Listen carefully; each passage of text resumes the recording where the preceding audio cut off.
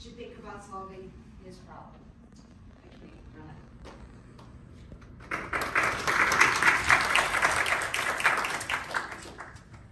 Friends, thank you for the privilege of your valuable time. I am so glad to be here today, and it is so good that you're here too. In my presenting life, I have had varying degrees of success, including none sometimes, when I give my number out, when I start speaking to people. On occasion, it's walked me away with some lifelong friends, but the reason why I do it is because I'd much rather have a conversation and a dialogue with you rather than talking at you.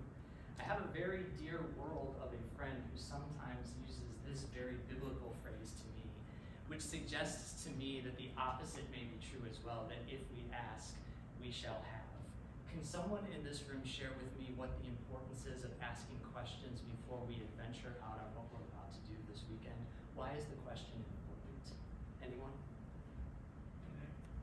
Please. It helps you collect the information. Information is necessary to process the data. Then, if you know, so if you understand the problem, then you can figure out the solution. It helps you process information. It helps you understand the data. And if you understand the data, you can process the solution. What's your name? Siri. Siri? Yeah. Thank you so much for answering that question. And we all know that there's no such thing as a dumb question, right? Wrong. I think I just found one, and I know that this is going to get me in trouble based upon what was just said. The reason why I don't particularly love this question is because we in tech bro land, we sometimes invent problems, and then we create solutions, and then we charge you a pretty penny to solve them, even though you didn't know you had the problem. And sometimes real people in the real world don't talk this way. If you go to a bar in Youngstown and you start talking like this, you're liable to be thrown out on your beer, because that's not how real people talk. I'm going to tell you a brief story about a problem. I was at the Cleveland Food Bank about a month ago. Cleveland Leadership Center was putting on a project where brilliant young minds, just like yours, were tasked with going out into 4 areas of our community to solve a problem in that community. And when it was my turn to speak, I got up and there was this soft-spoken young lady sitting in the back. And my question to them was, what are you excited about this project? And she was the only person to speak up. The first person to speak up is the person that I always like to pay close attention to. And she said she wasn't excited. And so I asked her my 3 favorite words in the English language next to the words I love you, which is, tell me more. And she actually was a resident of East Cleveland, which is one of the 4 communities that these groups were going to break off and go into to solve a problem. And she said, it sounds like an awful lot of people are going to come into my community who aren't from my community and tell me what's wrong with my community. And sensing the opportunity to get other people involved, I said, well, what's wrong with that? What's wrong with a white dude riding in on my white horse into your community where I have nary set foot in my life to solve all of your problems? And she said, because you're not from here. This very moment that I'm in right now, it's the 2nd time in my life that I've stood up in front of a hackathon with brilliant young minds and told you all that I am the least qualified person to stand up in front of a hackathon because I am not from here. I am not from college. In fact, I am a college dropout. That's the problem I was trying to solve. What the hell am I doing here? So I quit. The good news for us is we have roughly 20-some consultants here in this room who are from here. And as a part of your college experience, you may have experienced something that isn't working exactly right and you think that it should be fixed. You may or may not have considered this, but this investment in your education may be the 2nd largest investment that you make from a dollar perspective in your entire life. If you don't buy a home, it may be the most costly investment you ever make in your life. And what you may also be thinking about is you have an army of people behind you in your corner, your friends, your family, your community, the people that you work with at your 1 or 2 or 3 jobs in order to be here for this education. Is there anyone in this room who is the first person in their family to go to college? Of course there is. It is so good that you're here. I want you to think about one person who's in this room right now. There is someone in this room right now who senses the pressure that is on them because of all of that support that they have. And that person may be afraid to speak up because they fear disappointing the people who are supporting them. That person feels like a problem to themselves. That is a problem that I think is worth solving this weekend. And I think that we can do it.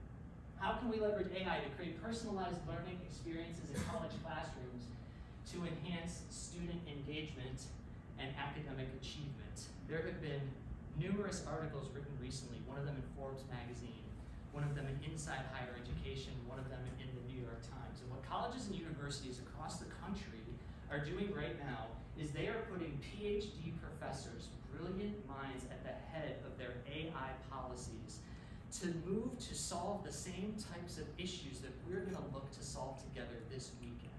Doctors Daly, Gonick, and Argamon. Here's a sampling of what these three gentlemen had to say in the articles that we read. Dr. Daly up at Western University in Ontario said, piloting 30 AI projects. We're in a moment where the best approach to generative AI is actually exploration and experimentation. And if we do nothing together this weekend, we are going to explore and we are going to experiment. Dr. Gonick from Arizona State University, who is the first university in America to partner with OpenAI, to use OpenAI Enterprise. And Dr. Gonick actually has ties right here to Cleveland and to Case Western Reserve University, is crowdsourcing use cases, having contests for faculty and for students about how they should use AI to enhance the college student experience. And he said these tools, listen to me now, based upon what I just said earlier, level the playing field, allowing individuals and orgs, regardless of size and resources, to harness the power of AI for creative and innovative endeavors. If we do nothing together this weekend, we will be creative and we will be creative. And finally, Dr. Argamon from Touro University said, freeing faculty to spend time with students as opposed to taking knowledge and pouring it into a student like a container. Dr. Argamon noted the paradox that AI is a technology that allows education to become more humanly focused, quite contrary to the fact that we think that AI is actually replacing people, isn't it?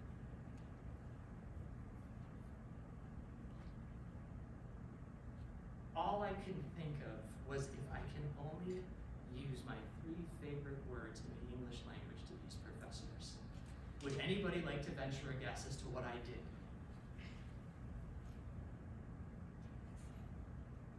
Please. Put this into ChatGPT and told me, tell me more about this. How about another guess? Thank you for volunteering. What did I do because I wanted these gentlemen to tell me more? Please. I reached out to them. Thank you for that. How many of them and who among them do you guess responded to me? Please. So it's like I think so when you ask question to them, so it's like this mutually beneficial value exchange between you and him. So what's the value you provide to him? So that he must answer your question. What is the benefit? Why must he answer your question? A mutually beneficial value exchange between him and I. I'll tell you exactly why all three of them answered the question. Thank you for raising that. Because I told them about you. And I told them that what we're going to do together this weekend. So, they all responded. Are you getting it yet? Is it making sense to you yet? I reached out to them. I will not tell you here today what their responses are, but I do have a PDF prepared for you that contains all three of the articles that I read, each of the emails that I sent to those professors, and each of their responses are going to be available to you that can help you formulate your thought based upon what they're doing at their universities.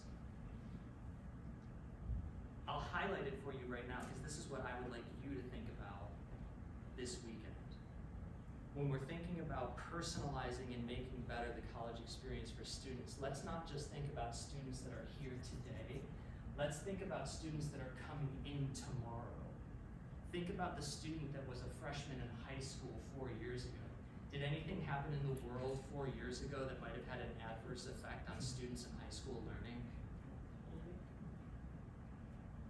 Don't just think about the students that are here today. Think about the students that have graduated from here and are now alumni. Is there a way for us to bring their wealth of experience from the real world back into the classroom? We have all of their contact information, but we only use it to ask them to contribute to our alumni fund. Can they make a more powerful contribution to students that are getting educated here today? Don't just think about the academic experience, think about the buying process. We all agree that this is one of the largest investments that you're gonna make in your life.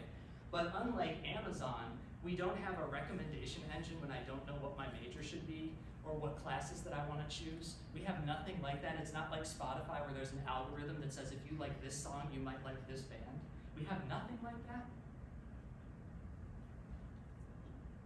But the person I want you to think most about this weekend, if you choose this problem, is that person we talked about, who is in this room and who is in every college across this country times a million that thinks that he or she is the problem because they don't belong in a place like this because they're left behind and they don't understand. That's the person I want you to think about this weekend. I'm going to close on a more personal note. We have all seen Sora, right? From OpenAI. Puppies frolicking in the snow videos. Awesome. I am known among my friends when we talk about AI as the rain on this parade, as the one who says, wake me up when the puppies frolicking in the snow videos are over because I do not care. I reached out to Sam Altman himself, the CEO of OpenAI, the one who brought the world ChatGPT last year, and he actually responded to me. And based upon that message, it had me looking more into him and OpenAI.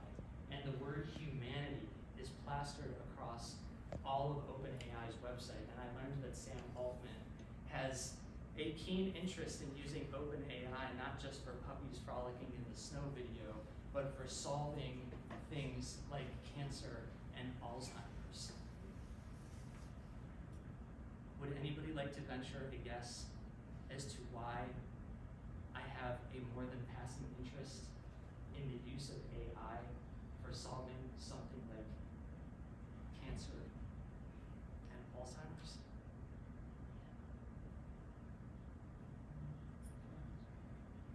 So first of all, it is free, and whatever question you ask, there is a set of information and time efficient, and you can provide a solution based on the information that is pre-programmed, separate, and AI cannot be taken away. It must be used in the future.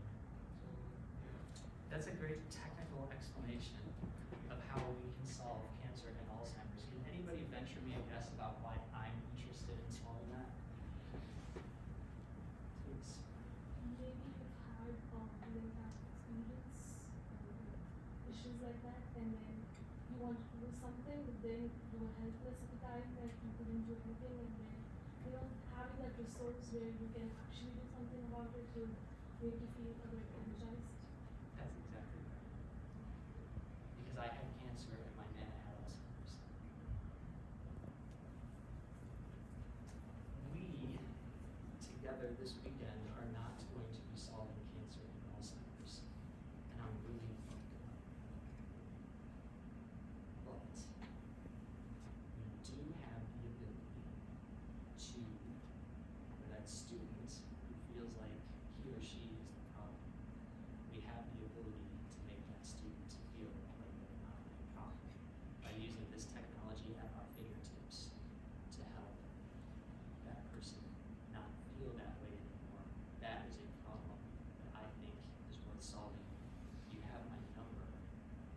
like 7-Eleven, I'm always open. So use it anytime this weekend or in the future. I'm really excited to see what you